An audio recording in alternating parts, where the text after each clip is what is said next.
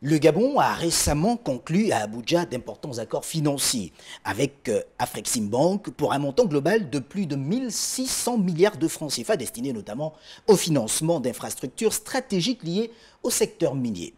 Quels sont les principaux projets du secteur minier concernés par ce financement et quelle est la répartition prévue de ces fonds par projet?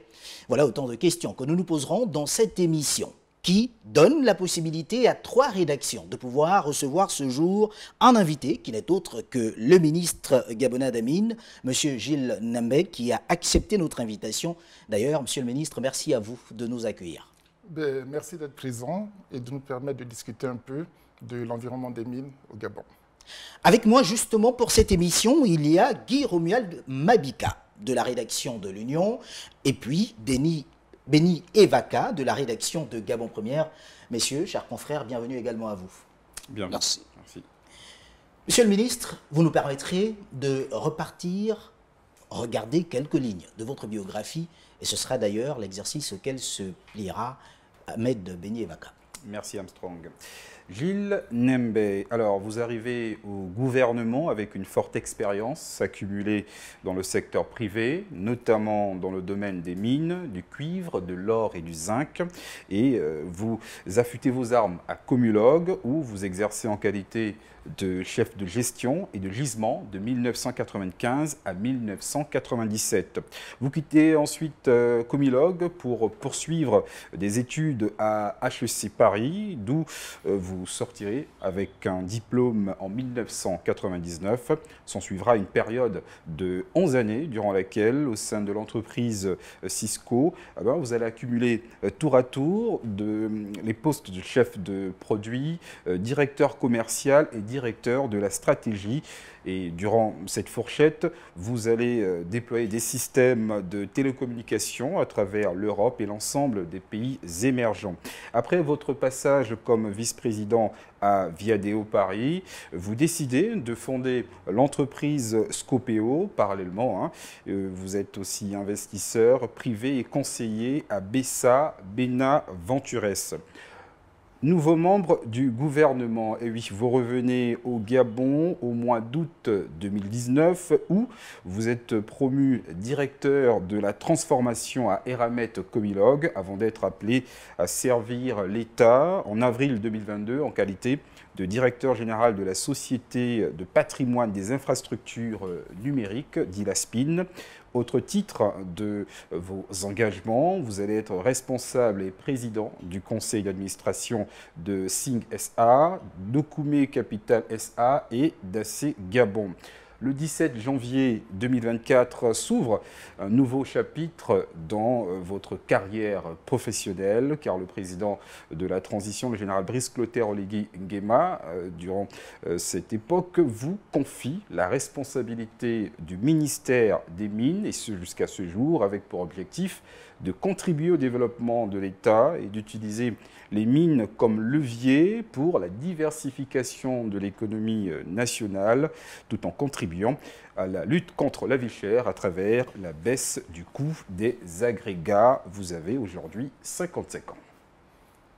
Merci, c'est totalement exact. Je rajouterai juste 2 éléments. Je suis également un ancien de l'école publique de Bakumba. D'accord. Je suis également un ancien du lycée d'État de Franceville, du lycée Léamba.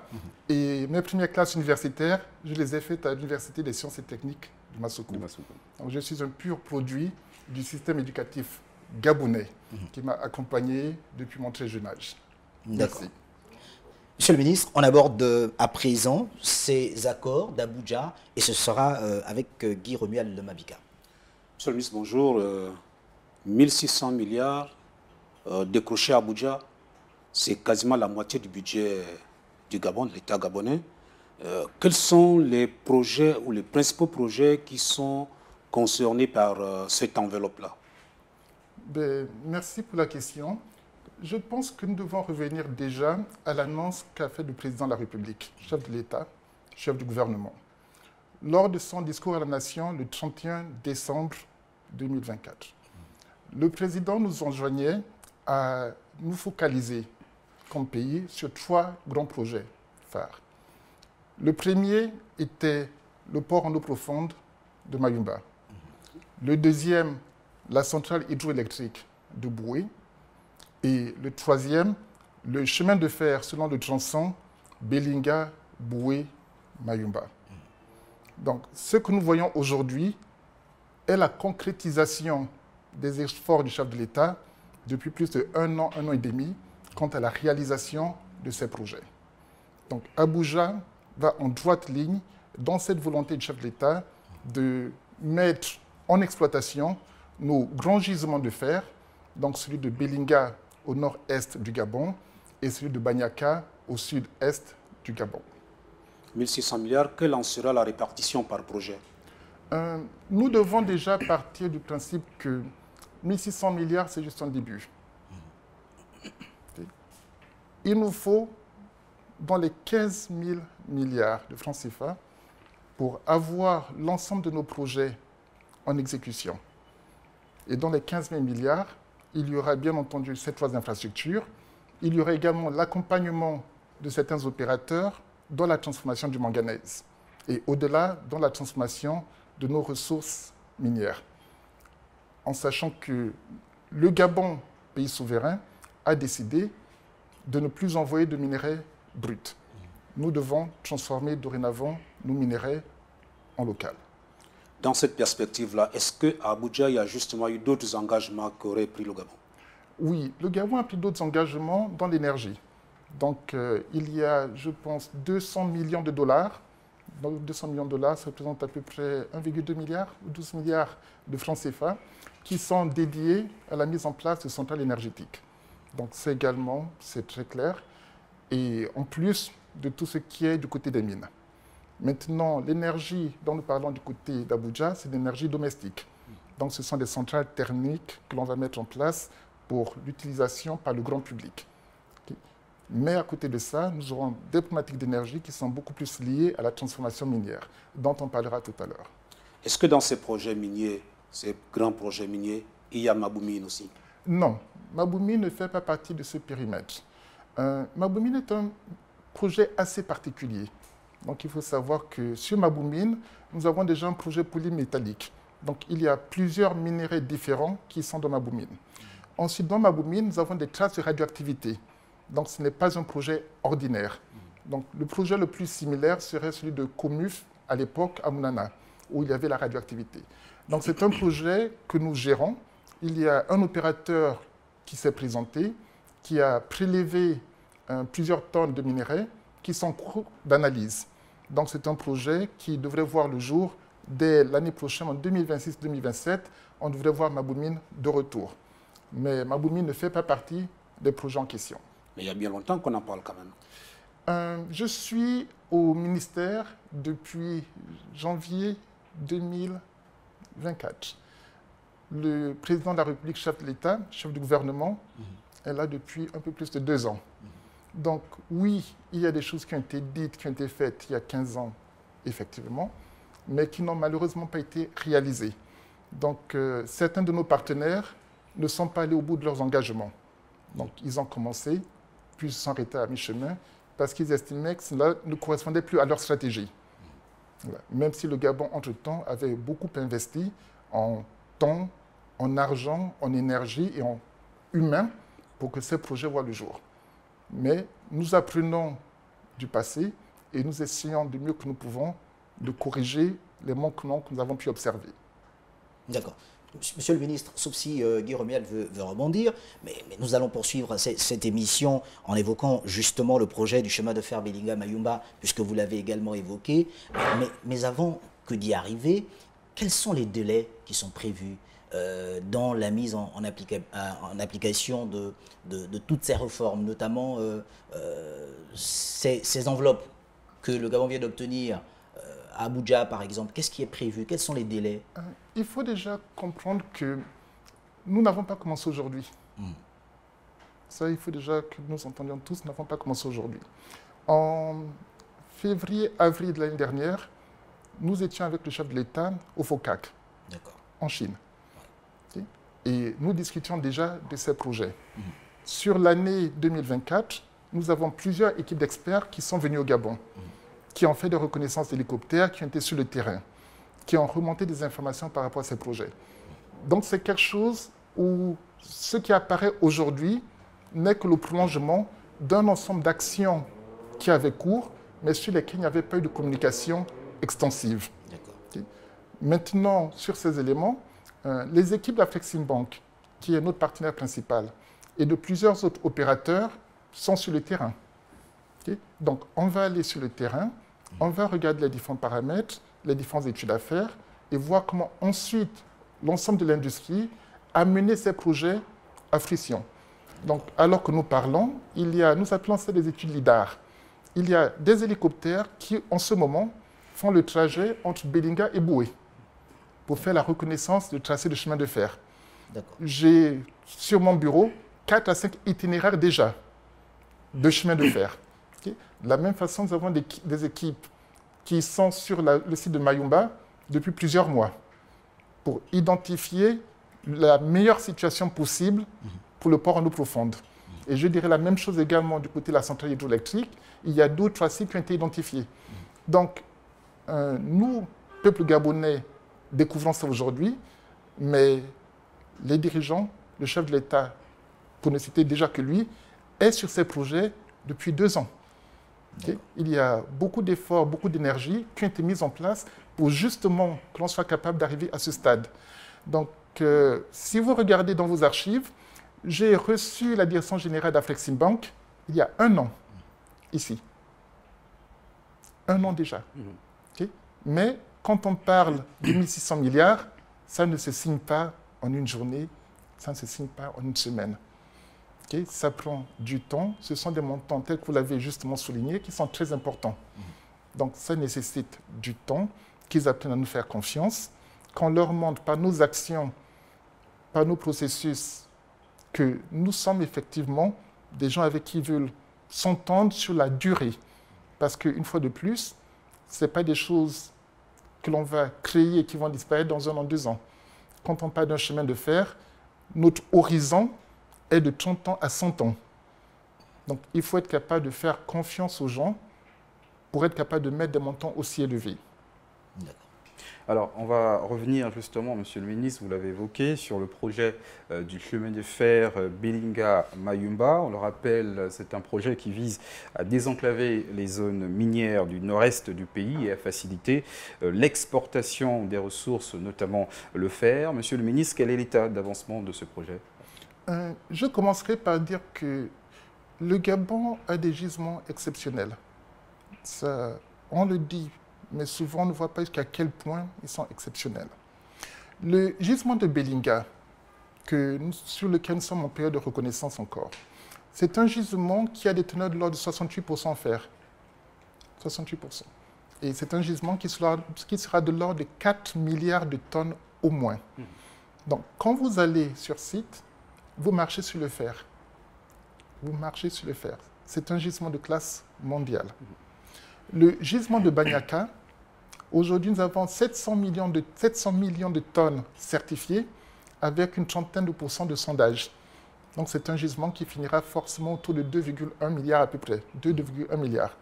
Donc, quand je prends Belinga et Banyaka, je suis autour de 6 milliards de tonnes. C'est exceptionnel. Le gisement de Komilog, que Komilog exploite aujourd'hui, sur le plateau Okuma, c'est également un gisement exceptionnel. Donc, de façon générale, la teneur des gisements de manganèse autour de 30-35%. Là, nous sommes de manière native autour de 46-47%. Nous avons déjà 10 à 12 points de plus en teneur que ce qui se fait ailleurs. Donc, le Gabon a des gisements exceptionnels qui ne sont pas situés sur la côte. Donc, il faut être capable de prendre ces gisements et de les ramener sur la côte. Maintenant, la double problématique que nous avons est que notre chemin de fer actuel a une capacité limitée. Donc, aujourd'hui, nous avons un chemin de fer qui est monovoie, sur lequel nous n'avons pas de voie de service sur l'ensemble, sur lequel la longueur des trains est limitée, okay, et qui a une capacité de l'ordre de 11 à 12 millions de tonnes. Maintenant, quand on parle de Belinga et de Banyaka, nous devons expédier 100 millions de tonnes. 100 millions de tonnes. Donc, notre capacité actuelle doit être multipliée par 8 ou par 9. Et juste pour vous donner un aperçu de ce que ça représente, un bateau minéralier, on les appelle des Capesize, en termes de longueur, fait plus de 300 mètres. Donc, ce sont des bateaux qui sont plus longs que les porte-avions américains les plus importants. Vous prenez 3 stades de football.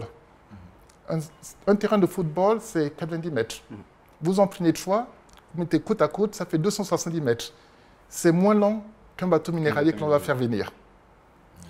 Les trains minéraliers dont on parle, ce sont des trains de 3 km.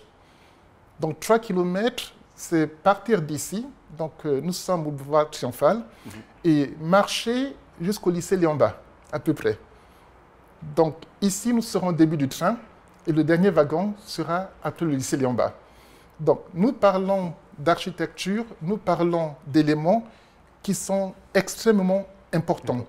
Donc les projets que M. le chef de l'État pousse aujourd'hui, quand je dirais les 3 projets et la transformation du manganèse, ça fait partie des 30 projets les plus importants de manière économique. Donc vous prenez tous les projets au niveau international et vous identifiez les 30 plus gros projets. Les projets du Gabon font partie de ces 30 projets. Okay? Juste vous dire jusqu'à quel point c'est important. Et dans les 30 projets en question, il y en a 10 ou 15 qui sont des projets de public. Donc on veut créer une nouvelle ville, on est à ce niveau. Mais des projets qui ont une dimension économique telle que nous l'avons aujourd'hui, c'est rarissime. Et le Gabon fait partie de ça. Maintenant, nous avons des études que nous avons commencées depuis plusieurs mois sur l'ensemble des 3 projets. Mais il faut faire attention à ne pas faire trop d'études. Parce que le partenaire, quand il viendra, il voudra refaire toutes les études. Qu'en est-il justement de ces études de faisabilité et des consultations environnementales? Nous avons les études de faisabilité. Nous savons ce que ça va coûter par segment de projet. Donc aujourd'hui, nous savons à peu près ce que va coûter le chemin de fer, ce que va coûter le port en eau profonde, ce que coûterait la centrale hydroélectrique. Combien environ, monsieur le ministre?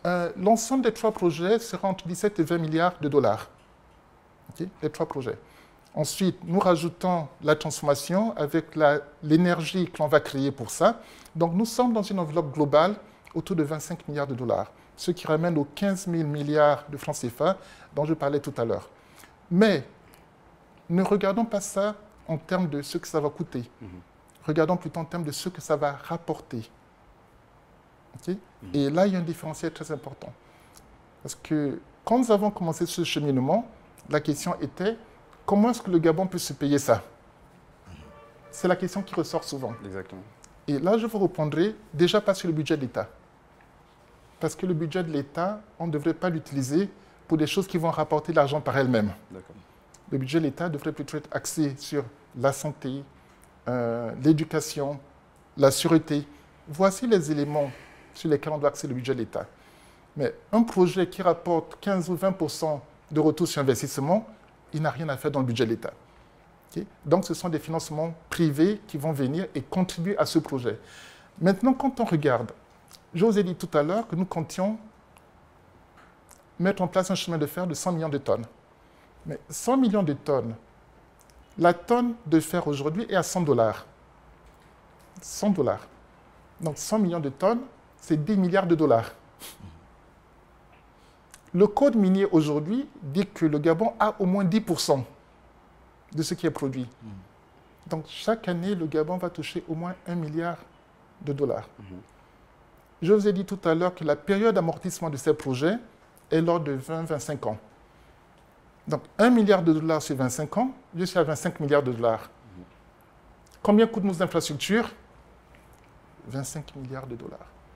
Okay? Donc oui, le Gabon a les moyens de se payer l'ensemble de ces infrastructures, sans endetter la nation, en continuant à maintenir des standards de vie très élevés, mais également, et c'est là que ça devient encore plus intéressant, ces projets créent des emplois, génèrent de l'activité, créent des infrastructures. Aujourd'hui, quand on regarde, nous avons 3 capitales provinciales qui ne sont pas desservies par la fibre optique. 3. Okay? Donc, avec ce projet, je prends le chemin de fer. On ne fait pas juste une ligne de chemin de fer. Donc là, on fait une ligne à 2 voies. ce qui fait que les trains peuvent descendre et monter, se croiser. Nous parlons d'un chemin de fer qui est électrique, ce qui fait que tout ce qui est empreinte carbone est maîtrisé, puisque nous sommes une référence en termes d'environnement au niveau mondial. Mais le long des lignes, on fait passer une autoroute. Puisque qu'est-ce qu'une voie de service?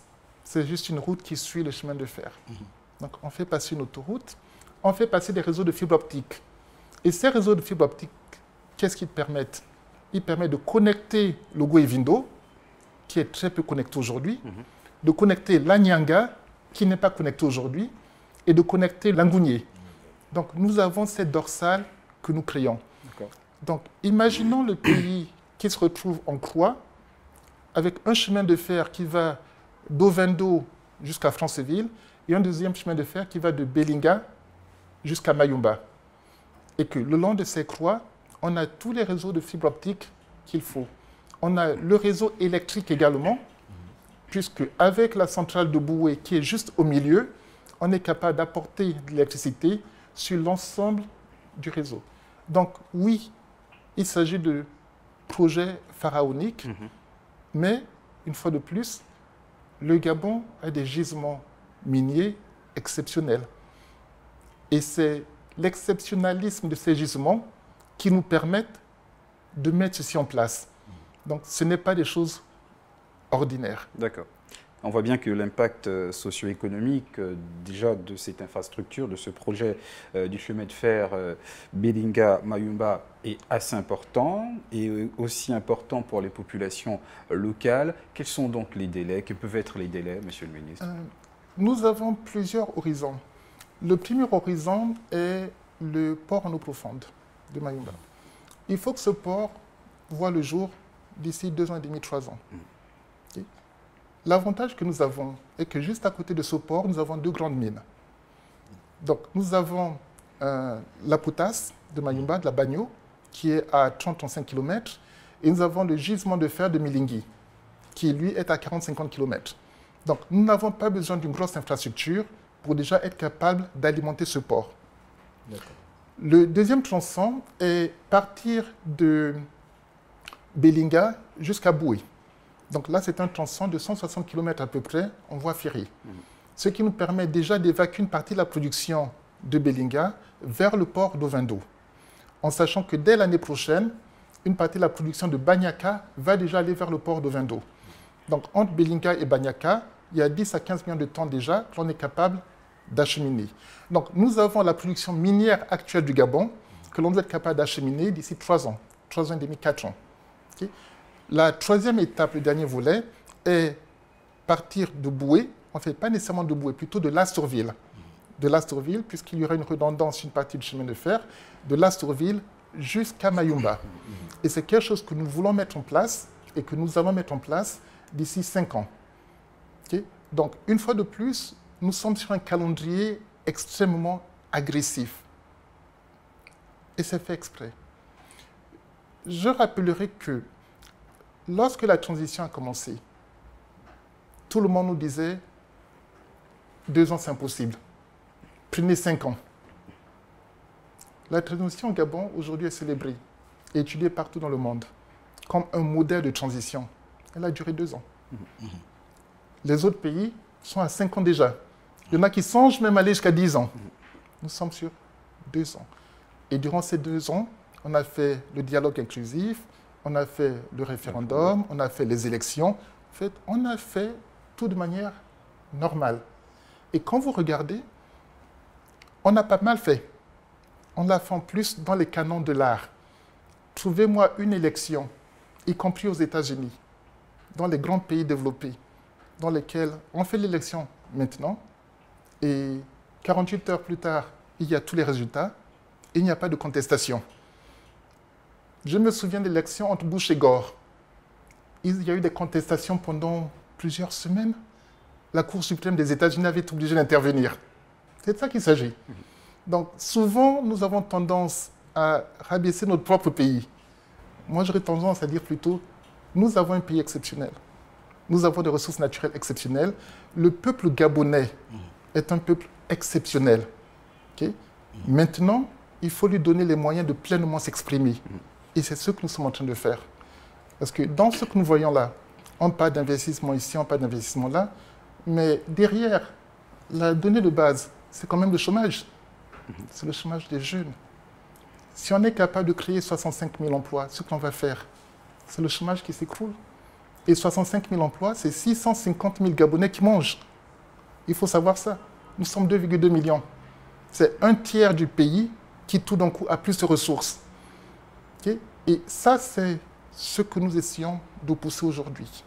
D'accord, Monsieur le Ministre. D'ailleurs, nous allons y arriver en deuxième partie de cette émission. Je rappelle que vous êtes Gilles Nembé, ministre gabonais en charge des mines. Avec vous, nous abordons toutes ces questions d'actualité autour de votre département ministériel. La seconde partie, c'est dans une poignée de secondes seulement. À tout de suite.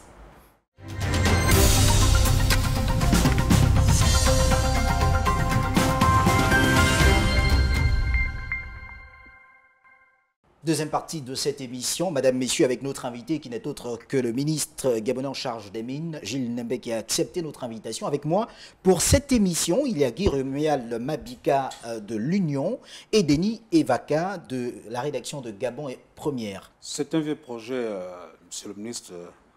On en parle depuis Feu Omar Bongo et peut-être même Feu Léomba. Et aujourd'hui, l'ambition est ouvertement exprimée. On a envie de comprendre un peu le secteur privé dans tout ça. Quelle est sa place? La place du secteur privé est centrale et primordiale. Sans le secteur privé, il nous serait difficile de faire Mayumba. Ce qui permet à Mayumba finalement d'être économiquement rentable est le fait que juste à côté déjà, nous avons la potasse de la Bagno à Mayumba. Nous avons également le fer de Milingui. Ce qui fait que, indépendamment de toutes les autres infrastructures, juste avec ces deux projets, Mayumba devient rentable. Okay? De la même façon, quand nous regardons sur les autres infrastructures, le chemin de fer, la centrale hydroélectrique de Boué, le secteur privé également est fortement impliqué.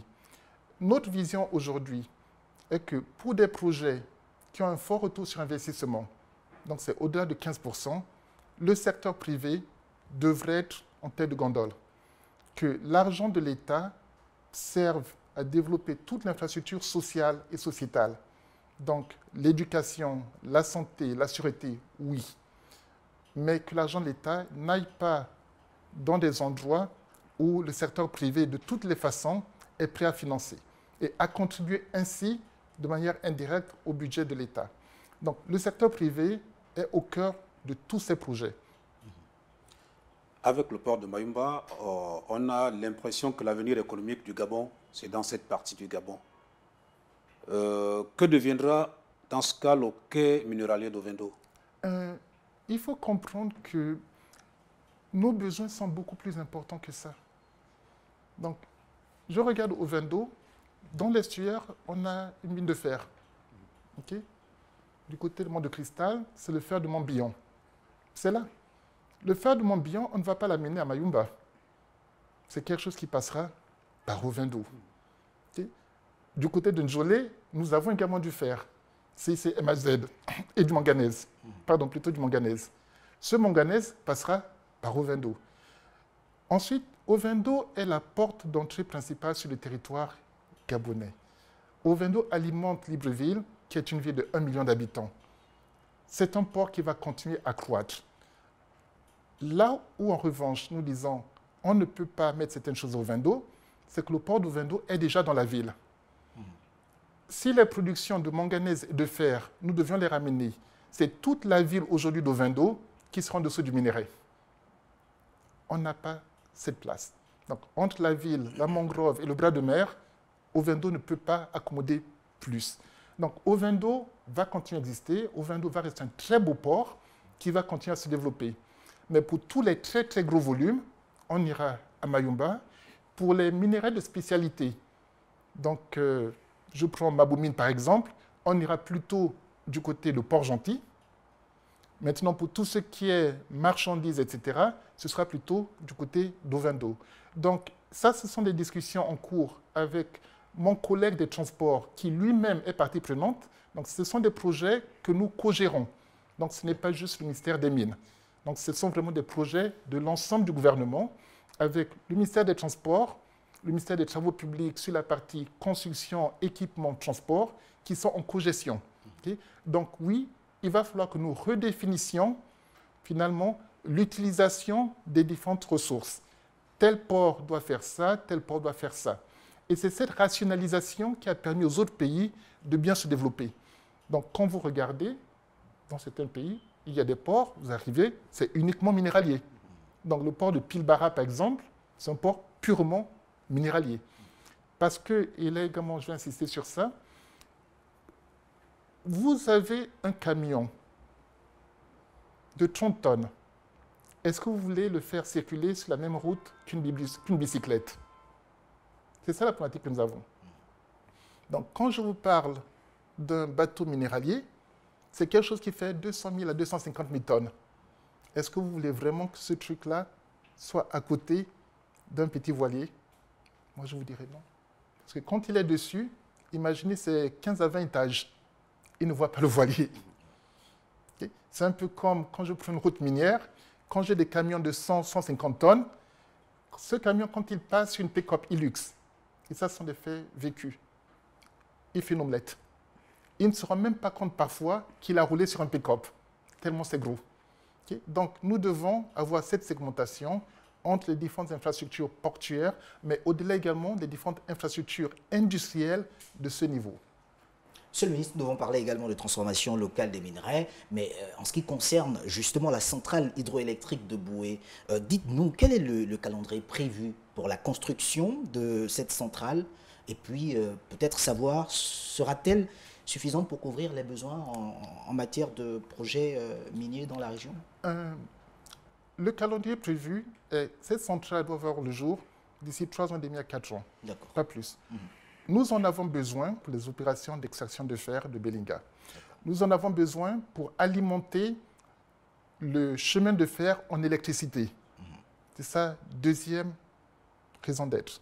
Ensuite, on l'utilisera en partie pour la transformation, mais les besoins que nous avons en termes énergétiques vont largement au-delà de la capacité de la centrale. Donc aujourd'hui, Boué, c'est dans les 500 à 600 mégawatts. 500 à 600 mégawatts. La transformation du manganèse, de tout le manganèse, si on devait avoir les mêmes productions qu'aujourd'hui, nous prendrait entre 8 et 12 gigawatts. Ça, c'est le manganèse. La transformation du fer nous prendrait dans les 10 gigawatts. Donc, entre le fer et le manganèse, on serait entre 18 et 21 gigawatts. Maintenant, quand on parle de 21 gigawatts, il faut savoir que c'est 30 fois la production actuelle du Gabon en termes d'énergie. 30 fois, okay, pour transformer le fer et le manganèse. Donc, en plus de Boué, nous avons besoin d'énergie. Maintenant, tout à l'heure, je disais que notre pays est un pays béni des dieux. Okay? L'industrie la plus demandée aujourd'hui, c'est l'acier. C'est l'industrie de l'acier. Mais pour faire de l'acier, qu'est-ce qu'il nous faut? Il nous faut du manganèse, et nous en avons à très forte teneur. Il nous faut du carbone. La forêt, c'est quoi? C'est du carbone. Il nous faut du fer. Nous en avons à très forte teneur. Et il nous faut de l'énergie. Mais cette énergie, le Gabon a du gaz. Nous avons beaucoup de gaz. Et c'est ce gaz qui, transformé, nous permettra d'avoir l'énergie nécessaire pour accompagner la transformation du fer, pour accompagner la transformation du manganèse. Donc, nous avons les différents ingrédients sur place. Est-ce à dire qu'il n'y a pas donc d'inquiétude à avoir? Nous n'avons pas d'inquiétude à avoir par rapport à ça. Donc, aujourd'hui, nous sommes sur un calendrier qui est très agressif. Okay? Mais si vous étiez venu nous voir il y a 15 mois et vous aviez dit aux Gabonais, nous allons avoir un accord pour 1600 milliards, tout le monde vous aurait dit, c'est pas possible. Pourtant, c'est bien là. Okay? Donc, nous sommes fermement convaincus que tout ce dont nous parlons va arriver parce que c'est déjà en train d'arriver. Donc, tout à l'heure, je vous ai parlé des potasses de Mayumba. C'est un gisement qui va ouvrir d'ici un an et demi. Je vous ai parlé du fer de Milingui. Ça va ouvrir d'ici un an et demi. Je vous ai parlé de Banyaka, Banyaka, on a signé la convention il y a 3-4 mois. Banyaka ouvre l'année prochaine. Je vous ai parlé de Belinga. Belinga va ouvrir d'ici 3 ans, 3 ans et demi. Donc, nous parlons de choses sur lesquelles nous avons déjà des acteurs, de grands acteurs internationaux, qui ont investi beaucoup d'argent. Donc, Belinga, l'année dernière, c'est 200 milliards de francs CFA qui ont été investis. Sauf que, monsieur le ministre, vous me permettrez, la transformation localement du manganèse, c'est une autre paire de manches. Qu'en est-il? Je suis d'accord avec vous, mais je vais un peu tempérer ce que vous venez de dire. D'accord. La transformation locale du manganèse n'a pas commencé aujourd'hui. Okay? En 1999-2000, si ma mémoire est juste, nous avons créé le CIM, le CIM. Okay? Au niveau du CIM, on prend du manganèse que l'on agrège déjà par processus de sintérisation. Le CIM, c'est 550 000 tonnes. C'est déjà là. Mais ce n'est pas suffisant. On veut beaucoup plus. Okay? Maintenant, quand on regarde, le Gabon a créé le C2M. Le C2M, c'est la transformation du manganèse. Quand le C2M a été créé, le but était, le C2M, c'est 2015. Le but du C2M, c'était la transformation de 100 000 tonnes d'alliage de manganèse. Avec le C2M, on faisait 100 000 tonnes d'alliage de manganèse. L'État gabonais s'est endetté pour construire Poubara, le barrage de Poubara, pour faire la transformation du manganèse au C2M. Donc, nous avions un accord avec le groupe Eramet.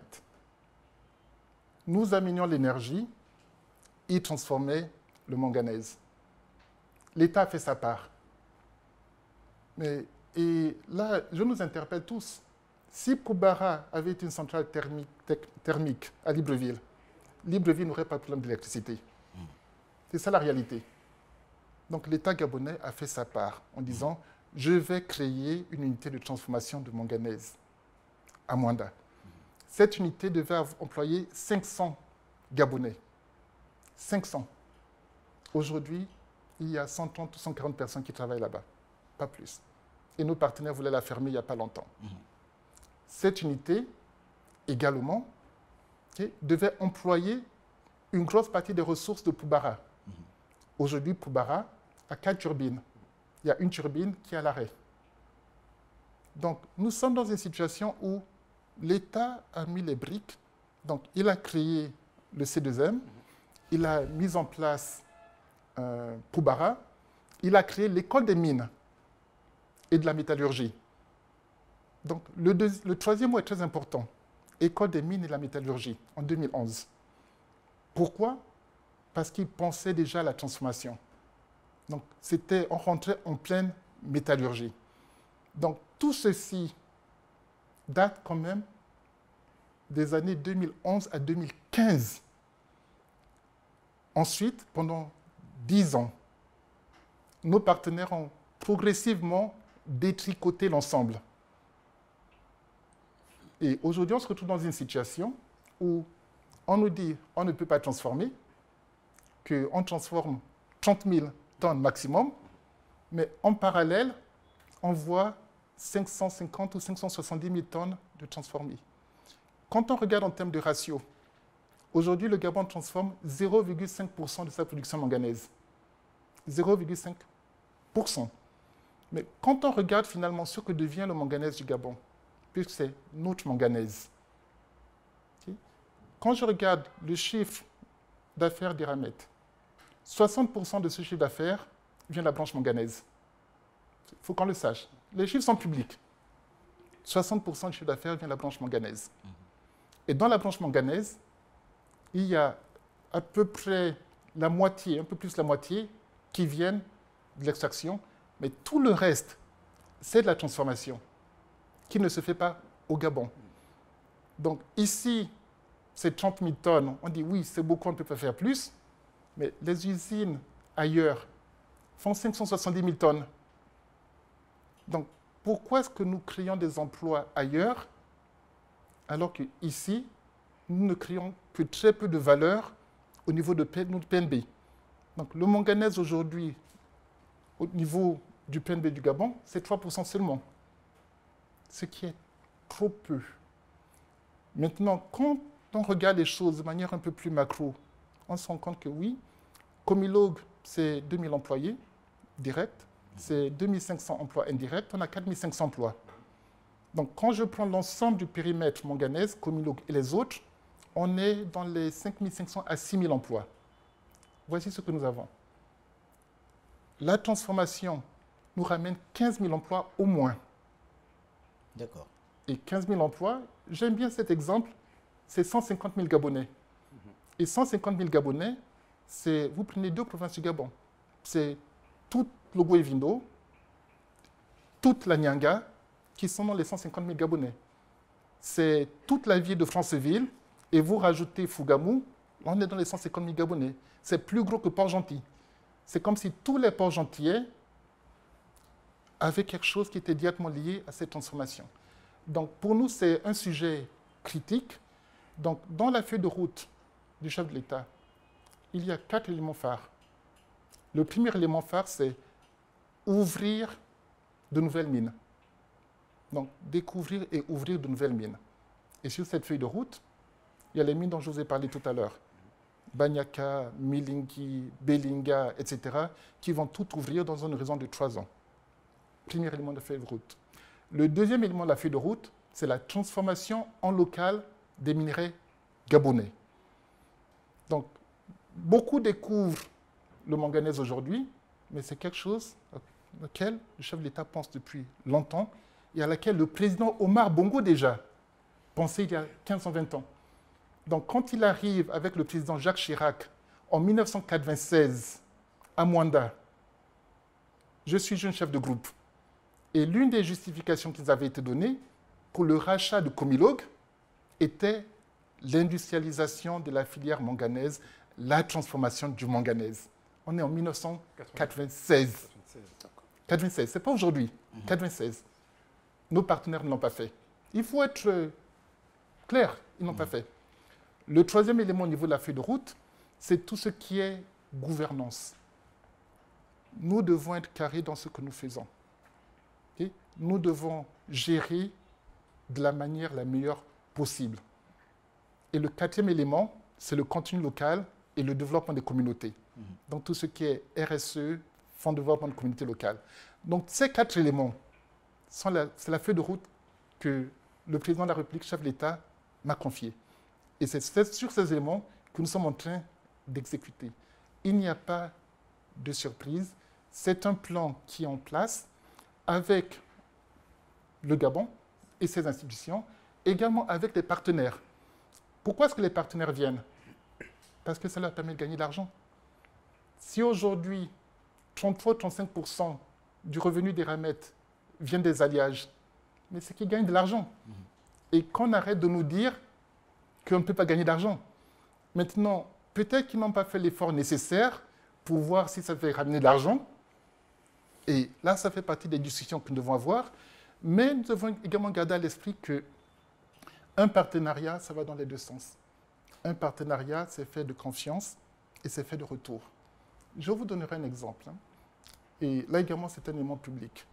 Entre 2019 et 2022, il y a eu 340 millions d'euros de redressement sur l'un de nos partenaires.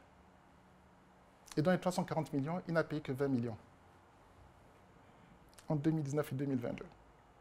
Okay. Je vous dirais que pendant les 3 dernières années, jusqu'à ce que la transition arrive, il n'y avait pas eu de contrôle technique. Ce qui fait que le ministère ne savait pas nécessairement ce qu'il y avait. Donc, ce que vous voyez là, ce n'est pas juste un épiphénomène, c'est quelque chose de beaucoup plus large. Donc, nous sommes aujourd'hui dans une dynamique au niveau national où nous voulons que les gens soient conséquents. Nous n'avons rien contre qui que ce soit, mais la loi doit être respectée. La souveraineté gabonaise doit être respectée. Monsieur le ministre, la PCA des Ramettes le disait sur un plateau de télévision, vous l'avez sans doute suivi, transformer localement le manganèse reviendrait à mettre au Gabon 2 fois la capacité de transformation de l'Europe. Oui. Comment? pour vous, le gouvernement gabonais, interprétez-vous ces dires? Est-ce que ce serait une façon de démontrer que le gouvernement aujourd'hui prend une décision qu'il ne serait pas prêt à assumer? Le gouvernement assume pleinement sa décision et ce n'est pas une décision qui est prise sur un coup de tête. C'est une décision qui a été longuement mûrie, pensée et réfléchie. Donc, les discussions que nous avons eues avec Afreximbank, avec laquelle nous venons de signer, ça ne date pas de cette semaine. Ça fait 1 an déjà que je les recevais ici. Ça fait 1 an. Nous avons eu le temps de regarder, de travailler. Et également, il faut qu'on soit très clair. Le président de la République a dit que le 1er janvier 2029, tout le minerai exporté doit être transformé. Sauf qu'il faut des infrastructures. Non, réalisez bien la décision du président. Réalisez bien la décision du président. Et je pense également, tout à l'heure je disais que nous sommes un peuple exceptionnel. Ouais. Okay? Je me souviendrai toujours d'une déclaration faite par Kennedy en 1962. Vous vous souvenez de laquelle? Rappelez-nous, Monsieur le ministre. En 1962, Kennedy est à Houston dans le Texas, je crois. Les Russes viennent de faire tourner quelqu'un autour de la Terre. Et Kennedy dit aux Américains, avant la fin de la décennie, nous aurons des hommes sur la Lune. On est en 1962. En 1969, Armstrong était sur la Lune, 7 ans plus tard. Donc, vous êtes en train de me dire que eux, ils sont capables d'envoyer quelqu'un en 7 ans sur la Lune, et nous, on n'est pas capable de transporter un caillou depuis Belinga jusqu'à Mayumba? Je pense que nous sommes un pays. Nous savons faire de grandes choses. Quand l'exploitation de manganèse a commencé à Komilog, des gens se sont dit que c'était impossible. Les gens se sont dit que c'est impossible. Ils sont isolés, il n'y a rien. Qu'est-ce qui s'est passé? Il y a un téléphérique qui a été créé, 76 km. Donc le téléphérique partait de Mwanda jusqu'à la ville de Mbinda. Donc le manganèse partait dans des bennes en hauteur, à 10-20 mètres. Tout le monde disait que c'était impossible, mais c'était fait. Derrière ce téléphérique, il y a un chemin de fer qui a été créé pour amener le manganèse jusqu'au port de Pointe-Noire. Et on parle d'infrastructures qui ont été créées en 1957. 57. Okay? Donc, expliquez-moi comment, en 57, on est capable de faire tout ça, d'exporter le manganèse à travers la forêt, en utilisant des R4, des Renault 4. Et maintenant, 40 ans, 60 ans plus tard, alors que nous avons déjà l'expertise, parce que nous faisons déjà la métallurgie au Gabon depuis 20 ans, nous avons l'expertise. Nous gérons déjà des chemins de fer au Gabon, nous avons l'expertise. Nous avons déjà des centrales hydroélectriques, nous avons l'expertise. Nous sommes en train de monter une centrale à gaz à Mayumba. Je pense qu'elle va commencer à 8 MW, ensuite on va passer à 20 MW. On a l'expertise. Donc l'ensemble des métiers dont nous parlons, le Gabon a déjà l'expertise. Là où les choses manquaient... Il faudra former davantage tout de même. Non. On va former, je reviendrai sur la formation. Là où ça manquait, c'était la volonté. D'accord. Il fallait un leadership, il fallait une volonté qui disait « moi, je prends sur moi de faire ça ». Okay? Et pour moi, les grandes présidences sont des présidences basées sur la volonté. Là, nous sommes en face du boulevard triomphal Omar Bongo. Okay? Quand je regarde, qu'est-ce qu'il a fait? Il a dit « non, moi, je veux un aéroport international », il a fait. Je veux un centre de conférence de classe mondiale, il a fait. Je veux un boulevard périphérique, il a fait. Donc, il y a tout un ensemble de choses. On disait, quand on a commencé à travailler à propos de l'OUA, tout le monde disait, le Gabon ne pourrait pas. On l'a fait. Donc, aujourd'hui, c'est 2 générations plus tard. Okay? Et aucune des choses dont nous parlons ne sont des choses qu'ils sont incapables de faire. Vous avez voulu parler de formation. Également, aujourd'hui, on discute de ça, mais l'école des mines, ça date de 2011. Ça date de 2011. Et aujourd'hui, donc c'est publiquement, je peux vous dire que nous sommes en train d'investir au niveau de l'école des mines. Donc il y a un nouveau bâtiment que l'on est en train de créer. Et il y a un laboratoire de mines que l'on met en place à l'école des mines, il y a une carothèque nationale que l'on va mettre en place, un supercalculateur que l'on est en train d'acheter, qui va aller là-bas. Donc, ne regardez pas ça comme étant un élément isolé. Le bureau des mines à Franceville, je pense que vous allez voir des images bientôt, mais c'est un gros bureau. Okay? Donc, une partie du personnel devrait être présent en local pour accompagner justement cette volonté de transformation du chef de l'État. Donc, de mon côté, il y a absolument zéro doute. L'argent, nous l'avons. Okay. Les matières premières, nous les avons. Les compétences humaines, nous les avons. La technologie, la technicité, ce ne sont pas des choses extraordinaires, nous l'avons. Et surtout, le retour sur investissement pour les acteurs privés, il est là. Maintenant, ce dont il faut qu'on s'éloigne, c'est éventuellement de certains anciens partenaires ou dirigeants anciens qui sont en train de dire « le Gabon ne peut pas ». Mais que l'on m'explique comment est-ce que transformer au Gabon est beaucoup plus cher que prendre la matière première brute, l'envoyer de l'autre côté de la planète en Norvège, là où les salaires sont beaucoup plus élevés, là où l'électricité est plus élevée, la transformer là-bas. Comment est-ce qu'on peut m'expliquer que Comilog a 2000 employés, pas plus, okay. Le reste de la branche manganaise du groupe Eramet a 2500 employés. Donc, il y a des questions que nous n'avons jamais posées, mais qu'il est important que l'on se pose. Et le Gabon, aujourd'hui, pose les bonnes questions. Et une fois de plus, et je vais insister sur ça, nous ne sommes pas en train de dire que nous ne voulons pas travailler à X, Y ou Z. Nous sommes en train de dire que maintenant, les relations doivent être équilibrées. Okay? Maintenant, il faut qu'on se dise quels sont les intérêts du Gabon, qu'on soit très précis, quels sont les intérêts des autres parties, et que nous soyons dans des relations gagnant-gagnant. Merci à vous.